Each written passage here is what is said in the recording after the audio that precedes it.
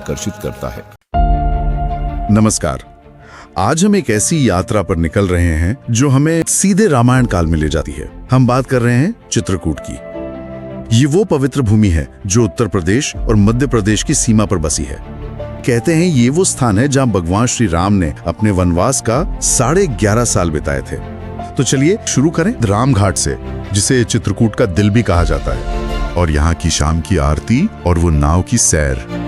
और ये घाट दिखाता है कि कैसे पौराणिक मान्यताएं और जो वर्तमान की धार्मिक प्रथाएं हैं, जैसे पवित्र स्नान हो गया, आरती हो गई, वो एक साथ चलती हैं, उस प्राचीन संबंध को मतलब जीवित रखते हुए। अच्छा, राम घाट से आगे बढ़े तो अगला पड़ाव आता है कामदगिरी पर्वत, जिसका मतलब ये है इच्छाएं पूरी करने वाला पहाड़।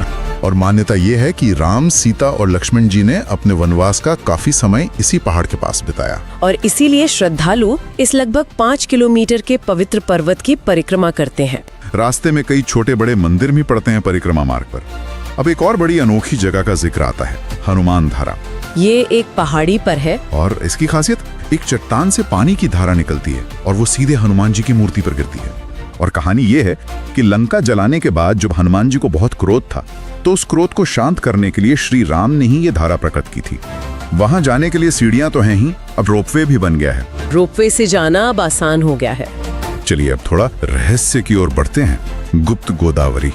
गुप्त गोदावरी, ये 2 प्राकृतिक गुफाएं हैं। एक गुफा तो सूखी और ऊंची है, दूसरी में हमेशा घुटनों तक पानी भरा रहता है, उसमें से होकर गुजरना पड़ता है। और कहते हैं कि वनवास के समय राम और लक्ष्मण जी ने यहीं अपना दरबार लगाया था।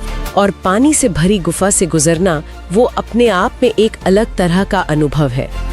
चित्रकूट में और भी बहुत कुछ है। कई और महत्वपूर्ण जगह हैं, जैसे सती अनुसुईया आश्रम, महर्षि अत्रि और सती अनुसुईया का तप स्थल।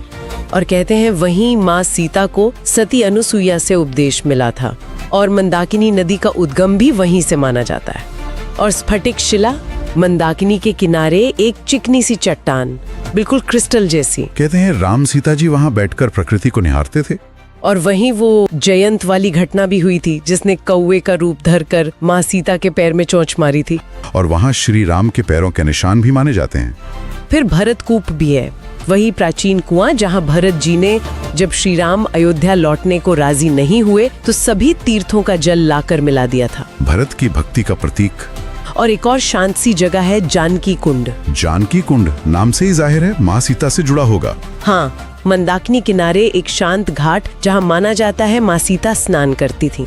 तो ये सभी स्थान ये रामायण के अलग अलग प्रसंगों, किरदारों और उनकी शिक्षाओं से जुड़े हैं। कहीं सती अनुसुईया का ज्ञान है, कहीं भारत की भक्ति, कहीं जानकी जी की स्मृतियाँ। तो ये तो साफ है कि चित्रकूट सिर्फ मंदिरों और घाटों का समूह नहीं है, ये एक ऐसा भूभाग है जिसकी रग रग में रामायण की कहानी बसी हुई है। धन्यवाद दोस्तों, मिलते हैं एक और दिलचस्प सफर के साथ। तब तक के लिए खुश रहें, घूमते रहें और कहाँ घूमे चैनल को सब्सक्राइब करें।